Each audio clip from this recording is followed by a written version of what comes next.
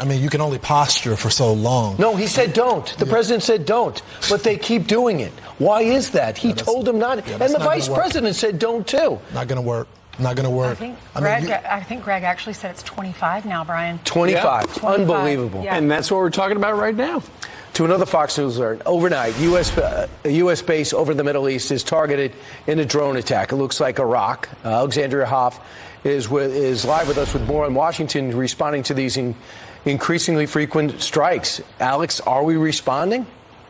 Well, we have responded that one time, as you mentioned. This latest air base, it's Ed al-Assad. It's in western Iraq, and it hosts U.S. troops and other international forces. This latest strike, it was carried out early this morning by 2 armed drones. And according to what sources told Reuters, it did not lead to any casualties or damage.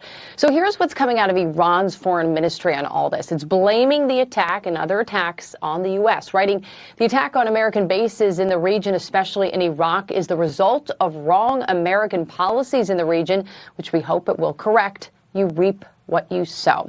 So we can confirm that at least 24, it looks like 25 now, strikes have happened in Iraq and Syria. Those have been the number of times that those bases have been attacked since October 17th. It includes an additional 2 times this weekend by Iranian proxies. Many of the attacks were failed or intercepted by U.S. military air defenses.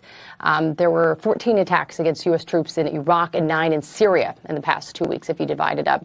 And according to reporting from our Jennifer Griffin, the U.S. military does not count rocket attacks on its bases and outposts that land more than a mile from those bases, which is true of many of these attacks, which makes calculating this number kind of complicated here.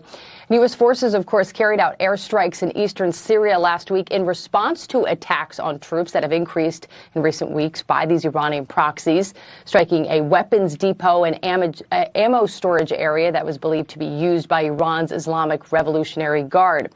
National Security Advisor Jake Sullivan, he's spoken out about this. He's maintained that the U.S. is taking every measure necessary to protect U.S. forces and feels that Iran is understanding the message that has been sent. But, guys, there is concern about security at these bases, specifically in Iraq, Syria, I think specifically in Syria, that they're undermanned when it comes to security. And some criticism that simply by attacking ammo storage depots, it's not enough. Guys? What is it going to take for one of our guys to die? I mean, it makes absolutely no sense to go after a depot when they're shaking the walls of where our soldiers are sleeping at night. I'm so over this story, Brian. I mean, it's not over. It's just starting. Yeah, we don't seem to be answering. Look at the front cover of the New York Post. Agony and ecstasy. It has the picture of this 23-year-old German-Israeli citizen that we've talked a lot about. Her name is Shani Luke. We saw her in the back of the pickup truck, remember, after she had been abused and tortured. And authorities are saying that they did find her head. It was severed. They took a portion of her skull and matched it with DNA. It was confirmed. And then here's another picture, which implies the ecstasy part. This is the soldier who they found. They were able to bring back home to her family. And there's video online her celebrating. Right, and she was being held in a tunnel, and she is now providing a lot of intel to the IDF about where people are being held. And she'll be able to give a lot of information considering the fact that she has experience as a soldier.